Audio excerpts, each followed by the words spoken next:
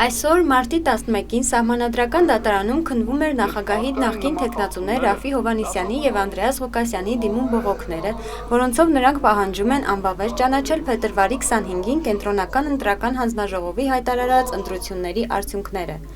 Ռաֆի Հովհաննիսյանի դիմումի համաձայն Հայաստանում պետական իշխանության 3 թևերը փաստացի գոյություն չունեն կամ դրանք նույնանում են Հայաստանի Հանրապետության նախագահի ինստիտուտի հետ։ Դիմողի համոզմամբ հարյուրավոր ընտրատեղամասերում ընտրություններին մասնակիցների անոմալ ակտիվություն է արձանագրվել։ Այդ ընտրատեղամասերում գործող նախագահ Սերժ Սարգսյանի և Ռաֆի Հովհաննիսյանի ստացած ձայների տարբերությունն է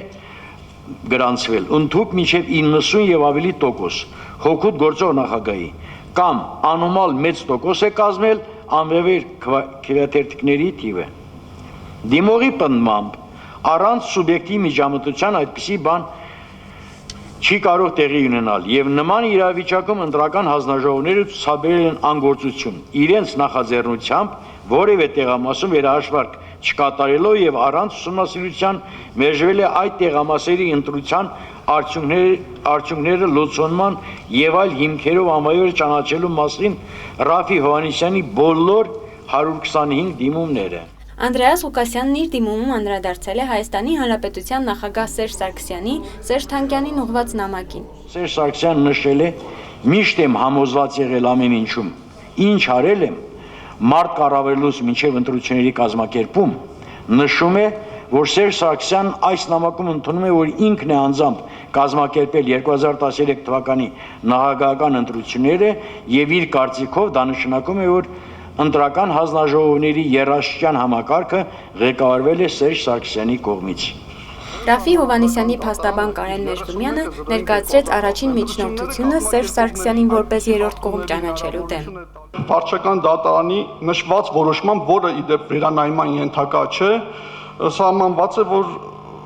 Սերժ Սարգսյանը նախագահի նախկին թեկնածու է։ Դա նշանակում է, որ մեծարգո Սերժ Սարգսյանի ներկայացուցիչները չեն կարող սույն գործով ներգրավել որպես երրորդ կողմի ներկայացուցիչ, քանի որ նշված դատական ակտով հաստատված փաստ է, որ Սերժ Սարգսյանը նախագահի նախկին թեկնածու է։ Հաջորդ միջնորդությունը, որը ներկայացրեց Անդրեաս Ղուկասյանը, անդրադառնում էր նրան, որ Սերժ Սարգսյանին դատարանում ներկայացնում է Հայաստանի Հանրապետության արդարադատության նախարար Հրայր Թովմասյանը։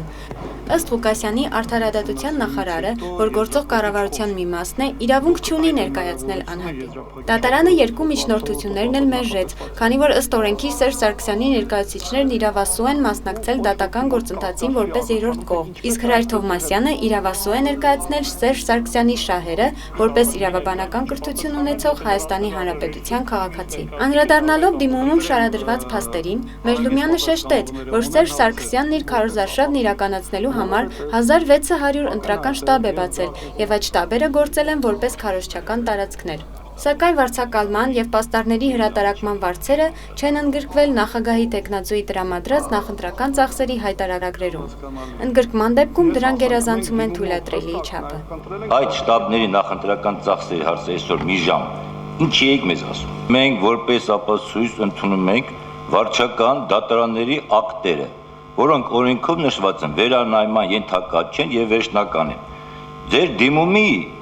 և այսօրվա ելույթի կեսը գրեթե վերաբերում է այն հարցին, որը փակ է։ Վարչական դատարանի մարտի 4-ի վճիրով այդ հարցին պատասխան տված է։ Գործի քննությունը կշարունակվի վաղը, մարտի 12-ին ժամը 10-ին։ Հաշվի առնելով այն հանգամանքը, որ բոլոր մարմինները, պետական կառույցները ներգրաված են եղել Հանրապետական կուսակցության ղեկավար Սերժ Սարգսյանի, այսինքն հանրապետական կուսակցապետի շահը սպասարկելու համար, իշխանությունը կրկին բռնազավթելու համար, բոլոր իշխանության ճյուղերը ներգրաված են եղել այս գործառույթի մեջ։